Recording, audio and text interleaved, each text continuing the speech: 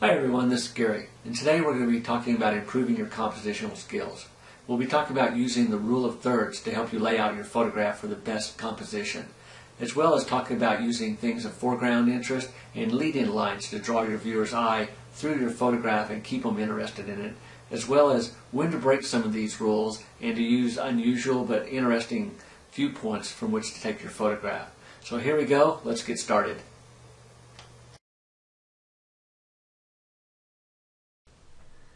Composition. Aside from getting your exposure set properly, composition is what can turn an okay scene into one that people stop and take notice of. Composing the elements in the frame is the real art of the photographic process. One way of composing your photograph for maximum impact is to take the frame and divide it up into 9 sections, known as the rule of thirds, into which you place the elements of your photograph. This concept of arranging the elements in your picture has been around for centuries, as both painters and photographers have used this method to organize the elements in their scene. This rule of thirds concept is a simplified version of the golden section used in art and architecture. The rule of thirds consists of dividing the scene into 2 equally spaced vertical lines and then 2 equally spaced horizontal lines, as in this picture. The idea is to organize what you see within your viewfinder so that it draws your viewer's eyes into and around the scene. If you have a strong focal point that you can place at one of the points where the vertical and horizontal lines intersect, you create a more dynamic effect than if you were to place it in the center of the frame, such that a viewer sees mostly that object and not what else is in the picture.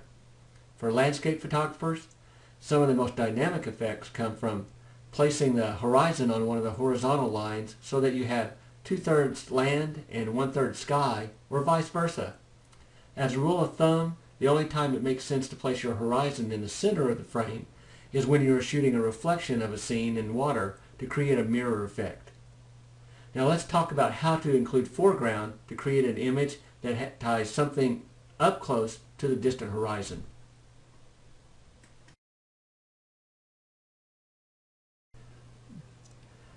Including foreground in your picture helps to give a two-dimensional photograph a feeling of being more three-dimensional. One of the reasons that many photographs fail is that they don't convey the sense of depth that our eyes see. To add a sense of depth can be achieved by including a strong foreground or nearby object in a wide-angle shot. By adding an area of the foreground in, you draw your viewer's eyes into it as an entry point of your photograph, from which your eyes will then travel around the rest of the photograph and cause them to linger and examine your photograph longer. In essence, the foreground of your photograph helps pull the viewer into the scene and gives the photograph a sense of distance and scale. When including an area of foreground into your photograph, try shooting from a lower level than eye level. This will help compress the middle area of the photograph and tie the foreground to the background.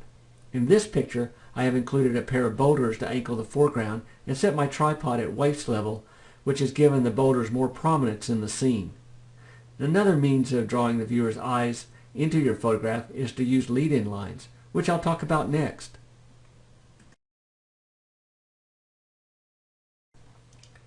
A line in a photograph which your eyes can follow helps to create a sense of both motion and depth. By giving your viewer's eyes something to follow allows you to direct their attention around your photograph.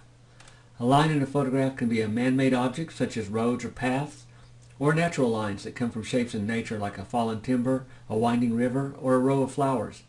The idea behind having a line in your photograph, whether it's a straight line or a winding line, is to draw your viewer's eye gently through the whole picture, allowing the viewer to take in other elements within your composition. Now that you've been given 3 concepts to try, I hope you'll go out and take a few shots utilizing each concept individually, as well as combining them together.